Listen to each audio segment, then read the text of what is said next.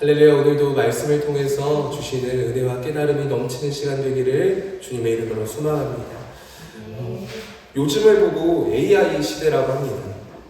이제서는 혼자서 거의 모든 것을 할 수 있는 시대가 되었습니다.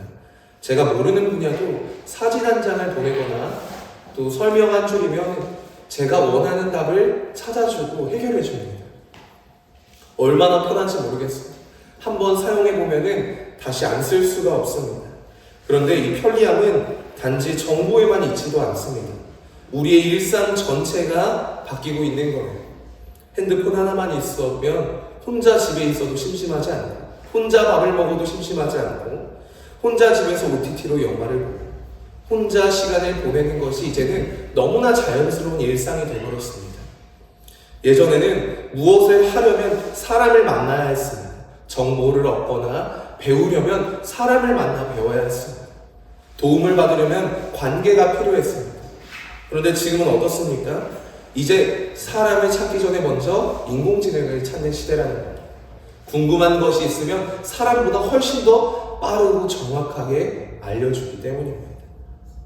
글을 수정할 때도, 계획을 세울 때도, 심지어는 고민이 있을 때도 사람보다 먼저 기계에게 이야기하는 시대가 된 것입니다.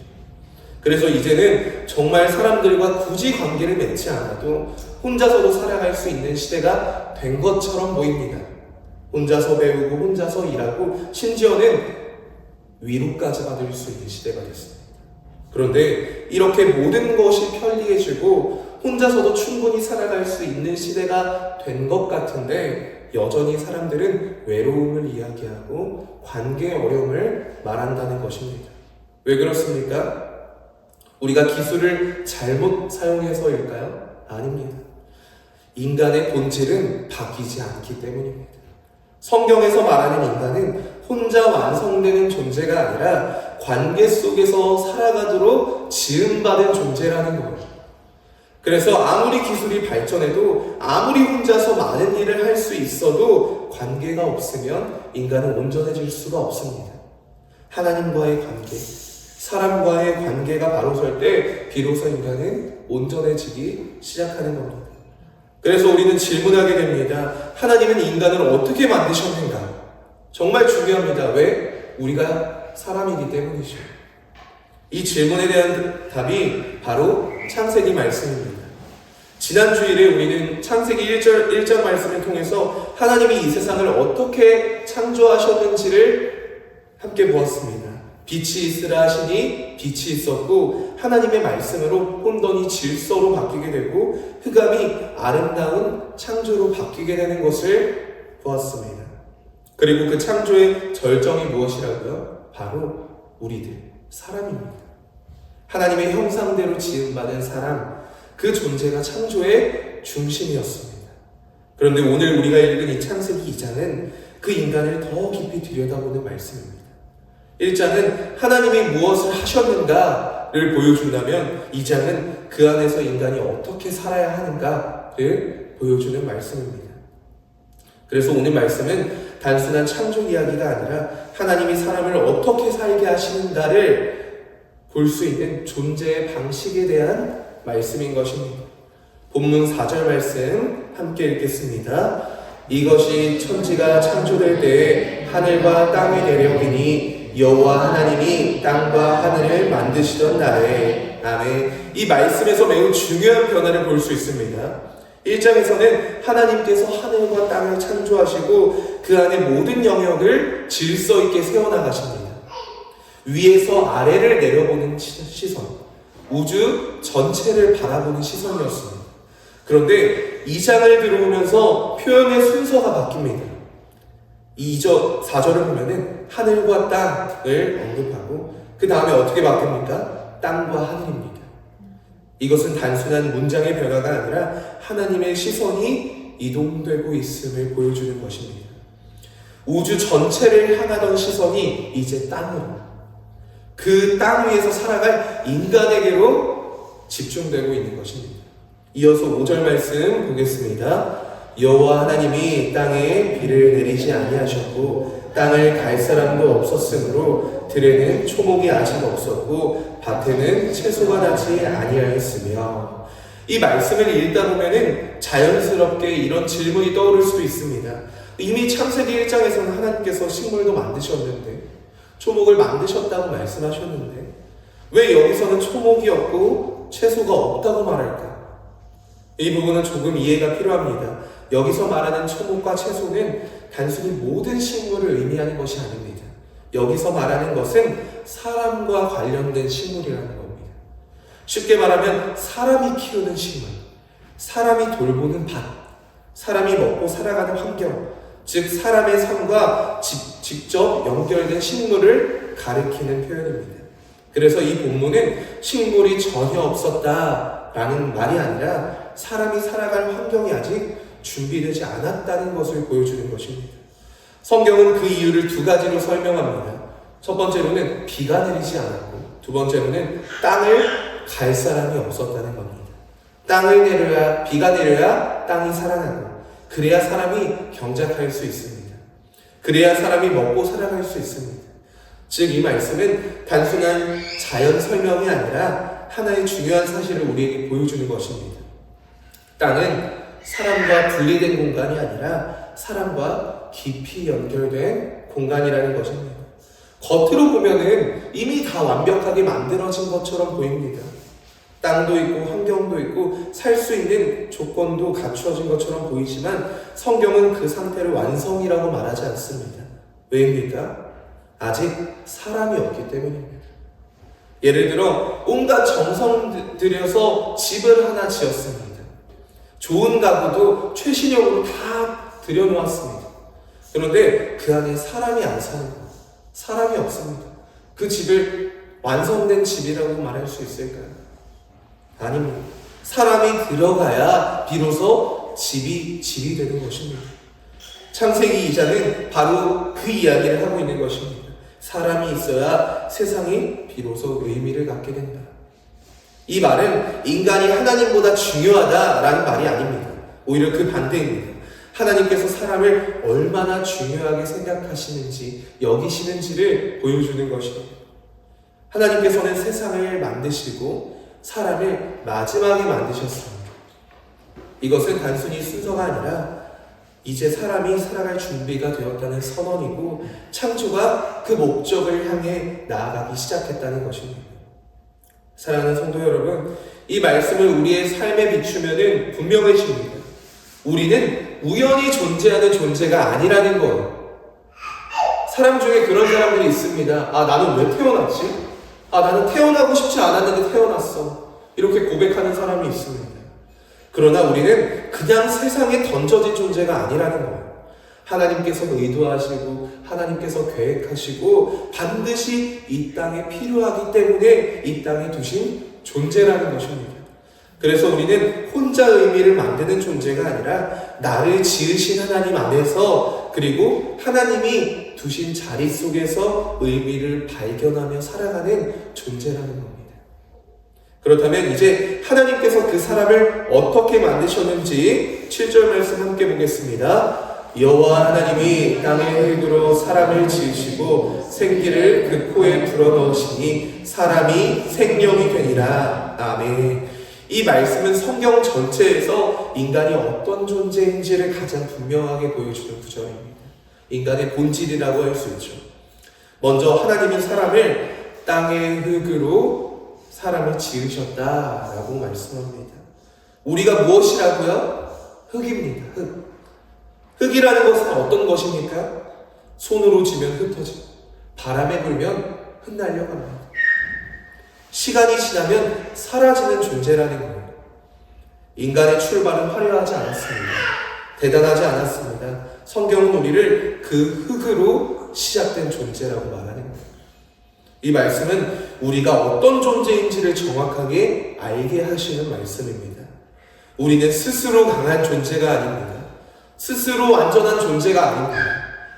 한없이 연약한 존재라는 것. 그런데 연약한 존재, 여기서 끝나지 않습니다. 하나님은 어떻게 하십니까? 생기를 그 코에 불어넣으시니. 여기서 생기는 단순한 숨이 아닙니다. 하나님의 생명입니다. 생명의 호흡. 우리가 누구로부터 생명을 받았다고요? 하나님으로부터 온 생명이라는 것입니다. 나는 스스로 만들어진 존재가 아닙니다. 우연히 생겨난 존재도 아니고요. 하나님의 은혜라는 찬양의 가사 중에 나를 지으신 이가 하나님, 나를 부르신 이도 하나님이라는 가사의 고백이 있습니다. 마찬가지로 하나님께서 직접 나를 지으셨고 하나님의 생명을 내 안에 불어넣으셨다라는 것입니다. 이 고백이 회복되면 우리의 삶이 달라집니다. 나는 누구인가? 나는 왜 태어났는가? 나는 여기에 왜 있는가? 라는 질문 앞에 문제가 해결되는 거예요. 그 질문 앞에 더 이상 흔들리지 않게 됩니다. 나는 하나님이 지으신 존재고 하나님이 생명을 주신 존재입니다. 그래서 우리의 삶은 우연이 아니라 은혜로 고백하는 것입니다. 사람은 다른 피조물과 완전히 다른 거예요. 짐승은 말씀으로 창조되었지만 사람은 하나님이 직접 빚으시고 직접 생명을 불어넣으셨습니다. 그래서 사람은 단순히 살아있는 존재가 된 것이 아니라 하나님과 관계할 수 있는 존재가 된 것입니다. 하나님께서 생기를 불어넣으시니까 어떻게 됩니까? 사람이 생명이 되니라. 여기서 생명은 살아있는 영혼을 말합니다. 즉 하나님이 주신 생명으로 살아가는 존재, 하나님과 연결된 존재를 의미하는 것입니다. 이제 인간의 본질이 다 드러났습니다. 우리는 흙입니다. 동시에 하나님의 숨을 받은 존재라는 것. 이 두 가지를 함께 붙들어야 합니다. 우리는 흙인 동시에 하나님의 생명을 받은 존재다. 흙만 보면 우리는 절망하게 됩니다. 역시 나는 아무것도 아니었어. 보잘것없는 거였어. 쓸모없는 거였어. 반대로 숨만 보면 우리는 교만해집니다. 나는 특별한 존재니까 내 힘으로 충분해. 하나님 없이도 살 수 있어. 그래서 성경은 분명하게 우리에게 말씀하는 겁니다. 너는 흙이다. 그러나 내가 너에게 생명을 주었다. 우리는 스스로 존재하는 것도 아니고 스스로 살아가는 존재도 아닙니다. 하나님께서 생명을 불어넣어 주셨기 때문에 비로소 살아가는 존재라는 겁니다. 그래서 하나님 없이는 살 수 없는 존재들입니다. 우리의 모든 존재의 시작도 지금 살아가는 힘도 모두 하나님께로부터 온 것입니다. 그렇기 때문에 하나님과의 관계가 끊어지면 겉으로는 살아있는 것처럼 보이지만 실제로는 참된 의미에서 살아갈 수 없는 존재가 된 것입니다. 앞에서 5절에서 사람이 없으면 세상이 완성되지 않는다고 말씀드렸습니다. 환경도 있고 조건도 갖추어 있어도 사람이 없으면 그것은 여전히 미완성이다. 그렇다면 7절은 무엇을 말하고 있습니까? 하나님의 생기가 없으면 사람도 완성되지 않는다라는 것입니다. 사람이 있다고 해서 완성되는 것이 아니라 하나님의 생명이 그 안에 있을 때 비로소 온전한 존재가 되는 것이다 라는 것입니다. 사람은 독립적인 존재가 아니라 의존적인 존재입니다. 하나님과의 관계 속에서 비로소 살아나고 비로소 의미를 얻고 비로소 온전해지는 존재입니다. 이제 하나님과 연결된 존재로서 하나님은 인간을 그냥 두지 않으십니다. 어떤 삶으로 부르시는지, 어떤 자리로 인도하시는지, 어떤 관계 속에서 인도하시는지 말씀을 통해 계속해서 보여주시고 계십니다. 본문 8절 말씀 함께 읽겠습니다. 여호와 하나님이 동방의 에덴에 동산을 창설하시고 그 지으신 사람을 거기 두시니라. 아멘. 여기서 에덴 동산이 등장합니다. 에덴 동산이 어떤 곳입니까? 성경은 이곳을 하나님이 친히 만드시고 사람을 위해 준비하신 완전한 삶의 자리로 보여주고 있습니다. 모든 것이 풍성하고 모든 것이 부족함이 없고 하나님과 함께하는 자리가 에덴 동산이었습니다. 말씀을 조금 더 자세히 보면은 순서가 참 중요합니다. 하나님께서는 먼저 동산을 준비하시고 그 다음에 사람을 그 안에 두십니다. 사람이 살아갈 환경을 하나님이 먼저 예비하신 것입니다. 우리의 삶도 마찬가지입니다. 사람이 애써서 자리를 만들어가는 것이 아니라 하나님이 먼저 우리의 삶을 준비하신 후에 그 안에 사람을 두시는 것입니다. 많은 크리스천들이 돌아보니 하나님의 은혜였다라는 고백을 정말 많이 합니다. 그때는 내 선택인 줄 알았고, 그때는 내가 잘해서 여기까지 온 줄 알았는데, 시간이 지나보니 모든 과정 속에 하나님이 일하셨다, 하나님의 은혜였다라는 것을 고백합니다. 하나님의 인도하심과 하나님의 은혜라는 사실을 깨달았기 때문입니다. 이처럼 우리는 내 삶을 내가 이끌어가고 있다고 생각할 수 있지만 사실은 하나님께서 이미 준비해 주신 그 자리 속에서 살아가고 있는 것입니다. 이어서 9절 말씀 함께 보겠습니다. 여호와 하나님이 그 땅에서 보기에 아름답고 먹기에 좋은 나무가 나게 하시니 동산 가운데에는 생명나무와 선악을 알게 하는 나무도 있더라. 아멘. 하나님께서는 사람을 풍요롭게 살도록 허락하셨습니다. 보기에 아름답고 먹기에 좋은 나무, 이 표현이 중요합니다. 하나님께서는 사람에게 아름다움도 허락하시고 기쁨도 주시고 만족도 주시는 분이십니다. 하나님께서는 억지로 버티는 삶을 인간에게 허락하신 것이 아니라 누리고 감사할 수 있는 삶을 허락하신 것입니다. 하나님이 우리에게 주신 삶도 마찬가지입니다. 우리를 겨우 살아가게 하시는 분이 아니시라 풍성하게 살아가도록 하시는 분이십니다. 우리는 그것을 다 누리지 못하는 것뿐이지 하나님께서 우리에게 주신 은혜는 이미 충분합니다. 그런데 이 풍성함 가운데 두 나무가 특별하게 등장합니다. 생명나무와 선악을 알게 하는 나무입니다. 두 나무는 사람이 어떻게 살아가야 하는지 보여주는 중요한 지표입니다. 사실 예전에는 이런 생각을 했습니다. 하나님께서 굳이 선악을 알게 하는 나무를 동산 가운데에 두셔서 왜 인간을 죄를 짓게 만드셨을까? 그 나무만 없었어도 죄를 짓지 않았을 텐데 라는 생각을 해봤습니다. 하나님께서는 그것을 먹으라고 만드시지는 않으셨을 겁니다. 말씀을 보면은 이 나무는 인간을 넘어뜨리기 위한 장치가 아니라 하나님과의 인간 관계를 지켜주는 중요한 기준이 되는 것을 알 수 있습니다. 먼저 생명나무는 생명이 어디서 오는지를 보여주는 겁니다. 우리의 생명은 스스로 나온 것이 아니라 하나님께로부터 왔다. 그래서 우리는 하나님을 떠나서는 살 수 없는 존재다라는 것을 보여주는 겁니다. 그리고 선악을 알게 하는 나무는 선과 악의 기준이 어디에 있는지를 보여줍니다. 사람이 스스로 기준이 되는 것이 아니라 그 기준이 하나님이 기준이 되신다는 사실을 가르쳐주는 겁니다.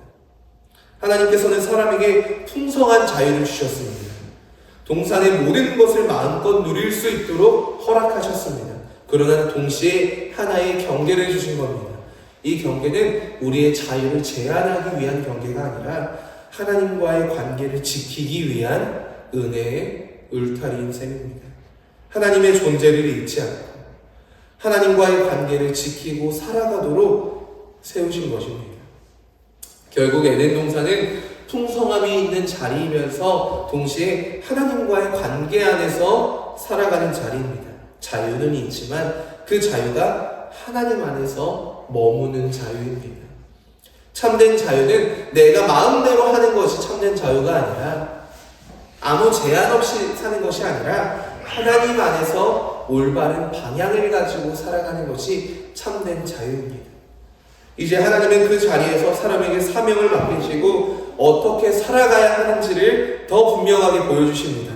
15절 말씀입니다. 여호와 하나님이 그 사람을 이끌어 에덴 동산에 두어 그것을 경작하며 지키게 하시고 아멘. 하나님은 사람을 동산에 두시고 그에게 맡기신 일이 있습니다. 경작하며 지키라. 말씀을 보면 우리는 한 가지 중요한 사실을 알게 됩니다. 일을 하게 된 것이 이들이 타락 이후에 하게 된 것이 아닙니다. 일을 하게 된 것이 인간의 타락 이전에 주어진 하나님의 명령이라는 것입니다. 경작한다는 것은 하나님이 만드신 것을 돌보고 가꾸는 것이고, 지킨다는 것은 하나님이 세우신 질서를 보존하는 것입니다. 제가 앞에서 동산 안에서 사람을 두신 하나님을 말씀드리면서 하나님이 먼저 삶의 자리를 준비하시고 그 안에 사람을 두셨다라고 말씀드렸습니다. 마찬가지로 우리가 살아가는 자리, 가정과 직장, 삶의 모든 영역은 단순히 먹고 살기 위한 공간이 아니라 그것이 하나님께서 나에게 맡기신 사명의 자리라는 겁니다. 맡기신 일을 통해 하나님의 뜻을 이루어 가도록 우리를 그 자리로 부르신 것입니다. 이어서 16절과 17절 말씀 함께 읽겠습니다. 여호와 하나님이 그 사람에게 명하여 이르시되 동산 각종 나무의 열매는 내가 임의로 먹되 선악을 알게 하는 나무의 열매는 먹지 말라. 내가 먹는 날에는 반드시 죽으리라 하시니라. 아멘. 하나님께서는 사람에게 분명한 말씀을 주십니다. 먼저 자유를 주십니다. 내가 임의로 먹어라, 마음대로 먹어라. 그리고 동시에 하나의 경계를 주십니다. 선악을 알게 하는 나무의 열매는 먹지 말라. 자유를 제한하기 위한 것이 아니라 하나님과의 관계를 지키기 위한 생명의 기준입니다. 사람은 스스로 기준이 되는 것이 아니라 하나님의 말씀을 따라 살아가도록 주신 것입니다. 사랑하는 성도 여러분, 하나님이 주신 말씀 안에 머무는 것이 곧 생명입니다. 하나님의 말씀을 지키는 것이 곧 생명입니다. 말씀을 떠나는 순간, 하나님과의 관계에서 벗어나는 순간 그 결과는 죽음으로 이어지는 것을 보게 되는 것입니다.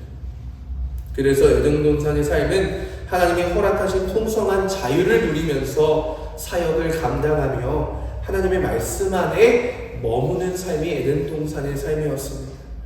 이제 하나님은 사람에게 마지막으로 중요한 사실을 보여주십니다. 18절 말씀 함께 읽겠습니다. 여호와 하나님이 이르시되 사람이 혼자 사는 것이 좋지 아니하니 내가 그를 위하여 돕는 배필을 지으리라 하시니라. 아멘. 창세기 1장과 2장을 통틀어 처음으로 좋지 않았다라는 표현이 등장합니다. 왜입니까? 사람이 혼자 있기 때문입니다. 하나님께서는 사람을 혼자 완성되는 존재로 지으시지 않으셨습니다. 처음부터 관계 속에서 살아가도록 지으셨다는 거예요. 그래서 하나님은 아담에게 돕는 배필을 주십니다. 아담의 갈빗대를 취하셔서 여자를 만드시고 그를 아담에게로 이끄십니다. 그때 아담이 이렇게 고백합니다. 이는 내 뼈 중에 뼈요 내 살 중에 살이니라. 이 아담의 고백은 나와 같은 존재를 만난 기쁨, 관계의 완성을 경험한 고백인 것입니다. 그리고 성경은 이렇게 말합니다. 24절 말씀을 보면은 이러므로 남자가 부모를 떠나 그의 아내와 합하여 둘이 한 몸을 이룰지로다. 아멘. 이것이 하나님이 만드신 관계의 본질입니다. 둘이 하나가 되는 관계, 서로가 서로를 통해 완성되어가는 관계, 그것입니다. 그리고 마지막 25절 말씀 함께 보겠습니다. 아담과 그의 아내 두 사람이 벌거벗었으나 부끄러워하지 아니하니라. 아멘. 이 상태가 무엇입니까? 하나님과의 관계, 사람과의 관계가 완전히 온전한 상태입니다. 숨길 것이 없고 두려움이 없고 죄로 인한 단절이 없는 상태입니다. 사랑하는 성도 여러분, 창세기 2장은 우리에게 아주 분명한 한 가지 사실을 보여줍니다. 사람은 혼자 살아가는 것이 아니라, 사람은 혼자 존재하는 존재가 아니라 관계 속에서 살아가는 존재라는 것을 분명하게 보여주는 것입니다. 하나님과의 관계, 사람과의 관계, 그리고 맡겨진 사명 속에서 비로소 사람은 사람답게 살아가는 것입니다. 그래서 오늘 말씀을 한 문장으로 정리하면 이것입니다. 우리는 혼자 완성되는 존재가 아니라 하나님 안에서 관계 속에서 완성되어가는 존재입니다. 오늘 말씀의 제목이 하나님 없이 살 수 있을까요? 한마디로 우리는 하나님 없이 살 수 없는 존재라는 것입니다. 오늘 말씀을 통해 우리들의 삶을 돌아보길 원합니다. 먼저 하나님과의 관계는 어떠합니까? 정말 말씀 안에 머물고 있습니까? 정말 하나님을 의지하며 살아가고 계십니까? 그리고 사람과의 관계는 어떠합니까? 혼자 편해서 다른 사람들과 관계를 피하고 끊어내고 살고 있지는 않으십니까? 우리는 혼자 설 수 있는 존재가 아니라 하나님과 또 하나님이 허락하신 사람들과 함께 살아가도록 지음받은 존재입니다. 그래서 오늘 말씀을 통해 하나님과의 무너진 관계가 있다면 회복되기를, 하나님과 동행하는 삶이 다시 시작되기를, 하나님이 허락하신 관계 속에서 온전해지는 삶이 이루어지기를 주님의 이름으로 소망합니다. 기도하시겠습니다.